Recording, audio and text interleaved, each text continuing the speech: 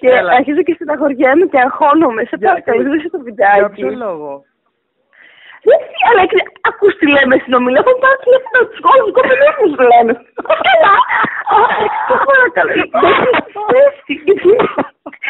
Δεν έχει σχέση, λυπή σου τι. Γιατί, πού κολλάει το ότι έχει σχέση?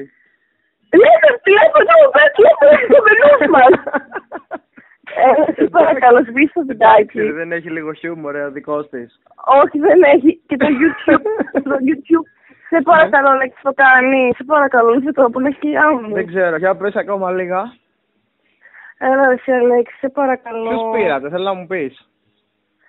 Του πρώην της Ντέπης, όλους πήραμε. Άλλος.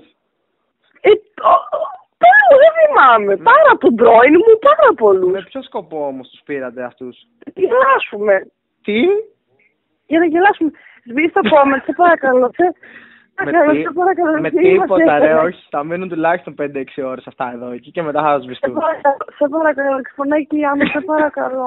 Η κοιλιά σου που κολλάει, τι πονάει? Αγχώνομαι, ρε, τι και τι έγινε, πραγματικά? Βλαμμένος, λέμε ότι έχω πάρει τηλέφωνο στους κοπελούς μας. Εντάξει ρε, και τι έγινε, σιγά. Τι, λες να σας κατηγορήσουν? Σε παρακαλώ, δεν ποντάει και το ζώο. Σε παρακαλώ. Σε παρακαλώ, ρε, σε παρακαλώ. Καλά, μπορεί σε καμιά ώρα θα μπορεί να το κατεβάσω. Αλέξη, σβήστε το τώρα, ρε, μην κάνετε χοντράδα. Εντάξει, έχω χοντράδα, σιγά τι είναι ρε, σιγά. Πήγατε και κάνετε πλάκα.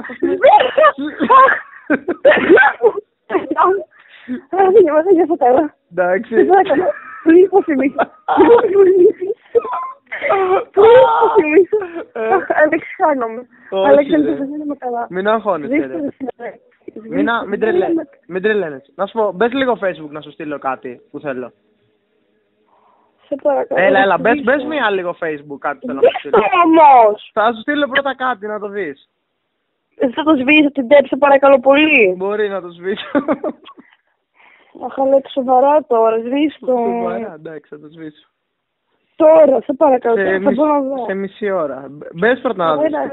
Τώρα. Εσύ ποιο περιστές, κάναν άλλον πρώην σου, ξέρω εγώ, που τον γουστάρεις και έτσι? Όχι, αλλά λέω στο τηλέφωνο, έχω πάρει τηλέφωνο στους κομμενούς μας, Αλέξη. Ρε Ζήλη, ωραία, πούστη μου. Ρε Ζήλη μας έκανες τώρα, σε παρακαλώ πολύ το σβήτη. Σε παρακαλώ πολύ το σβήτη.